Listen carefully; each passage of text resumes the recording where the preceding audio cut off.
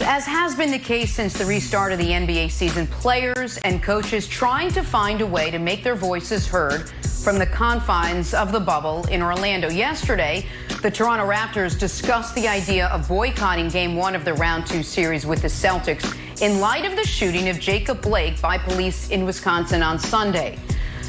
Brandon, I want to start the conversation with you. The Raptors and Celtics both had team meetings to discuss the right response here. A lot of teams around the country have been deciding and discussing what to do. What was your reaction to all of this yesterday?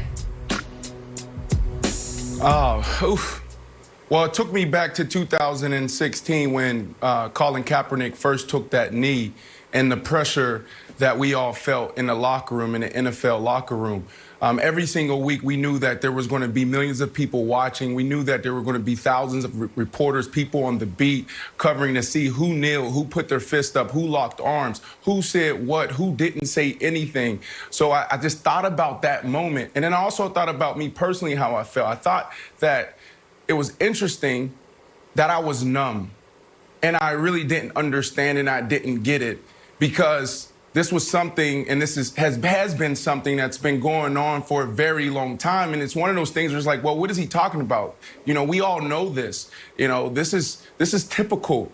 So why are we talking about just move on? But then in 2020, you know, this year, all the recent acts of violence and the racial tension flaring, it has forced me to really sit down and feel things for the very first time in a long time.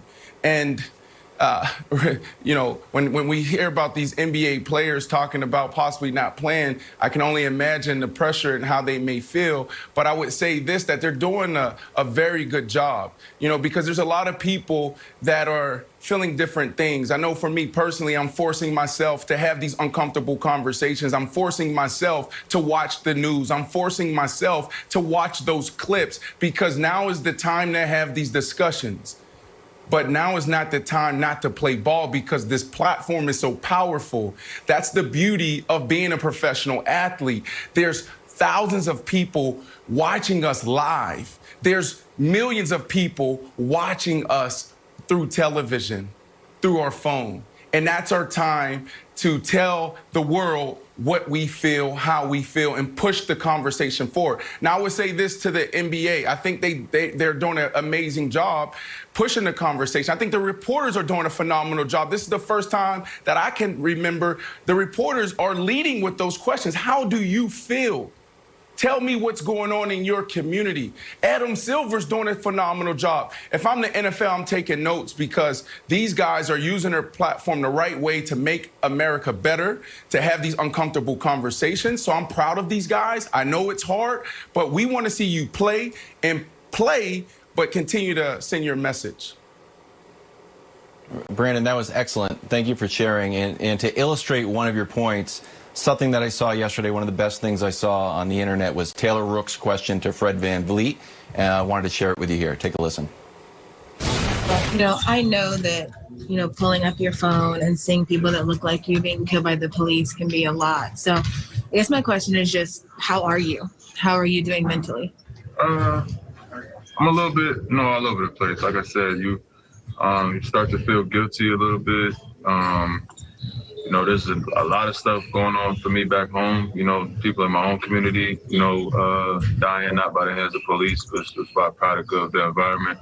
So you try to take all that in, and we're here and we're isolated. My family got to town yesterday. I don't get to see them for another week. So, you know, it would be nice to hug and kiss on my kids a little bit. But yeah, you just try to deal with it, and it's a lot to take in. I think we can't underestimate the trauma that we take in on a daily basis from our phones and watching these videos. And you know, you watch a guy get shot, you know, in front of his entire family, and then right underneath that video is somebody saying, hey, well, he should have just listened to the police. So like you take all that in, whether you register it or not, whether you realize what you're looking at or not, like you're taking that in, and that depreciation of life and you know, kind of you get numb to what you're looking at, and you almost start to question yourself, like, damn, like maybe he should have listened, and you start to think like, and then you snap back to reality, like, no, that's not right. So it's a lot of emotions to take in. You just try to stay level-headed and bounce ideas off of, we got a tight group here. So, like I said, we got a chance to speak this morning, and however you see fit to get that out, you do. But it's a lot, and we're in the middle of it. I mean, it's fresh. So it's fresh, but every time it's fresh, it brings back old stuff and reopens wounds. And my father was killed when I was young. So, like, it's just a lot of things that go into, taking all this information in. Wow.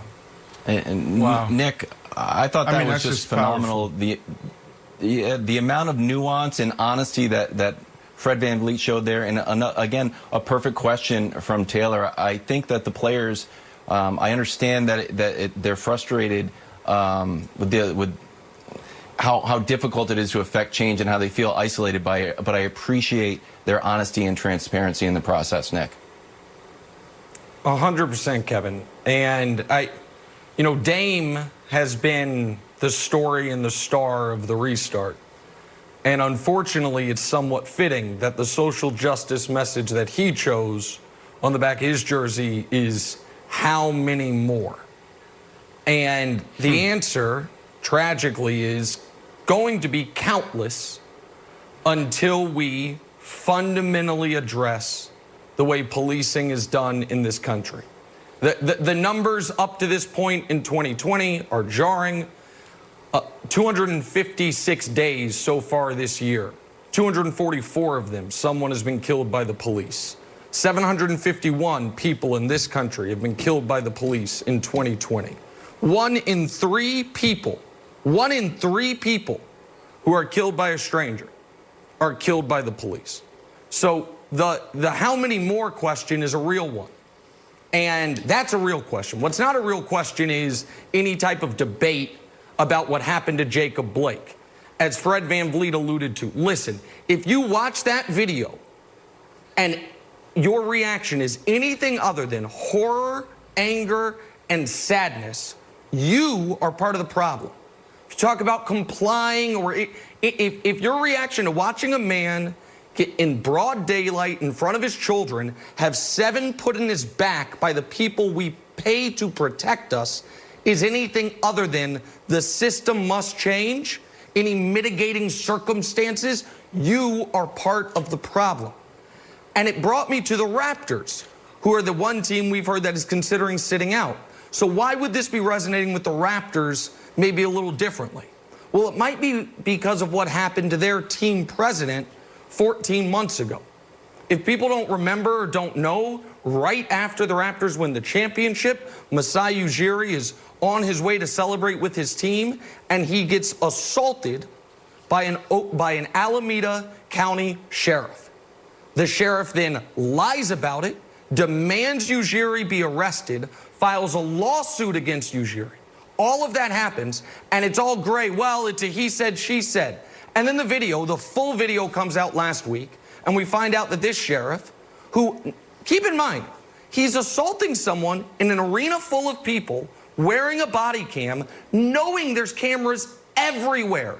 He does that and still feels empowered to lie about it, still feels empowered to go on sick leave to this day, to the tune of reportedly more than $250,000 of sick pay, the taxpayers paying him for alleged injuries he suffered.